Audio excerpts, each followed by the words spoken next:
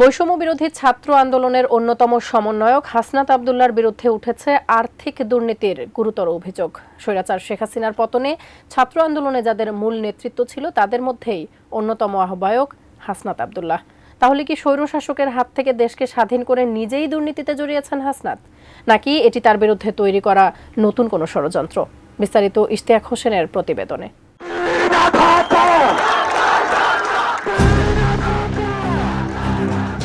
জুলাই থেকে শুরু হওয়া কোটা আন্দোলন স্বৈরশাসক শেখ হাসিনার পতনের দাবিতে রূপ নেয়। অবশেষে ৫ আগস্ট ছাত্র জনতার গণঅভ্যুত্থানের মাধ্যমে ক্ষমতা ছেড়ে ভারতে পালাতে বাধ্য হন সাবেক প্রধানমন্ত্রী শেখ হাসিনা। আর সেই আন্দোলনের নেতৃত্বে ছিলেন সার্জিস আলম, হাসনাত আব্দুল্লাহর মতো সাধারণ কিছু শিক্ষার্থী।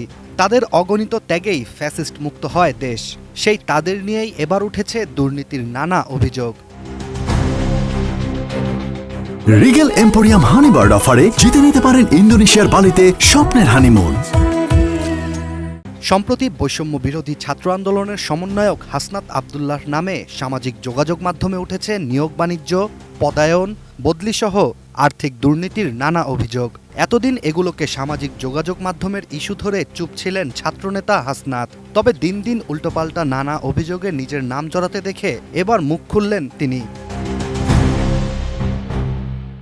সামাজিক যোগাযোগ মাধ্যমেই নিজের ভেরিফাইড আইডিতে হাসনাত লিখেন, কিছু ব্যক্তি সামাজিক যোগাযোগ মাধ্যমে আমার বিরুদ্ধে নিয়োগ বাণিজ্য, পদায়ন, বদলি এবং নানাবিধ আর্থিক দুর্নীতির কথিত অভিযোগ তুলছেন।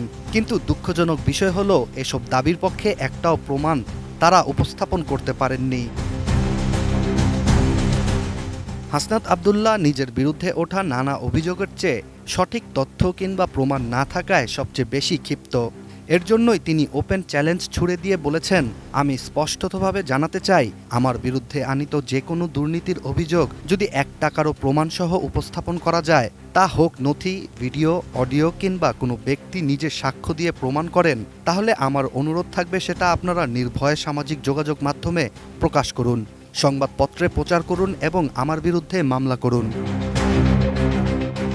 এছাড়া অভিযোগের বিষয়ে ১ টাকার আর্থিক দুর্নীতির প্রমাণ পেলেও নিজের দায় স্বীকার করে নেবেন বলেও জানান হাসনাত আব্দুল্লাহ। এদিকে হাসনাত আব্দুল্লাহর বিরুদ্ধে প্রমাণ ছাড়া এসব ভিত্তিহীন দুর্নীতির অভিযোগ একটি মহলের ইচ্ছাকৃত ষড়যন্ত্র বলেই ধারণা নেটিজেনদের, যেখানে বৈষম্য বিরোধী ছাত্র আন্দোলনের সমন্বয়কদের নাম মিথ্যা দুর্নীতির সাথে জড়িয়ে জনগণের কাছে তাদের ভাবমূর্তি নষ্ট করার অপচেষ্টা করা হচ্ছে।